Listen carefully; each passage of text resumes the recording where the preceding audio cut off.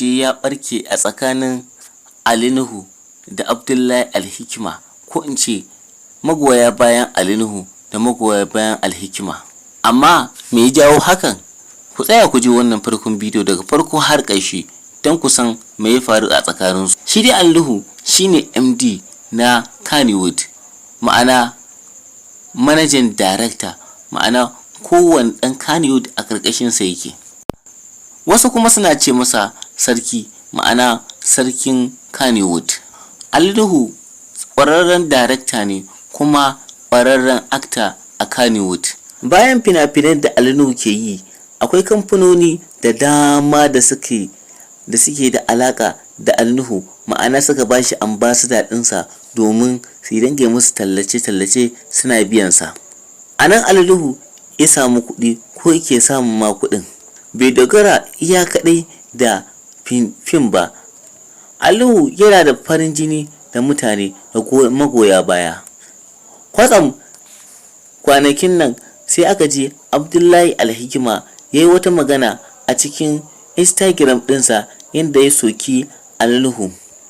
Yadda yake cewa yanzu ya kamata 'yan Kannywood su daina bin 'yan siyasa. Yanzu 'yan siyasa su ma ta ƙare musu.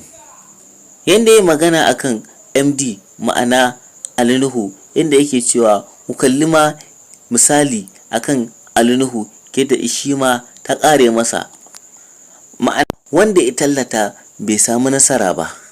Hakan ya ƙara cewa kalli yadda Ali Nuhu yake fama. Nan da nan mutane suka dinga maganganu akan abin da Abdullahi Alhikima ya faɗa.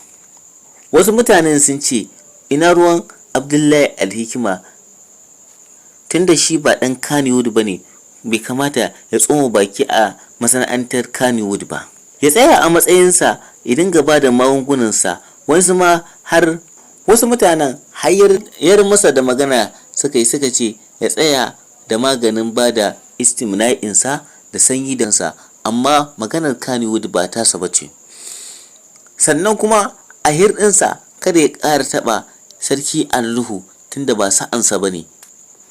Wannan magana ta Abdullahi Alhikima ta yamutsa hazo ciki da wajen gari. Wasu mutanen kuma daga ɓangaren Alhikima sun ce masa wannan maganar da yi daidai ne, ma'ana ya kamata 'yan Kannywood su mai da hankali akan sana'arsu, su daina bin 'yan siyasa, saboda 'yan siyasa in suka gama amfani da kai sai su yadda kai. Wasu mutanen sun ce shin 'yan Kannywood da a jikin 'yan siyasa suke rayuwa kenan? Tambayar da aka jefa masa ya kasa ba da amsa. Sai dai bace Ubangiji Allah ya haɗa kan musulmi.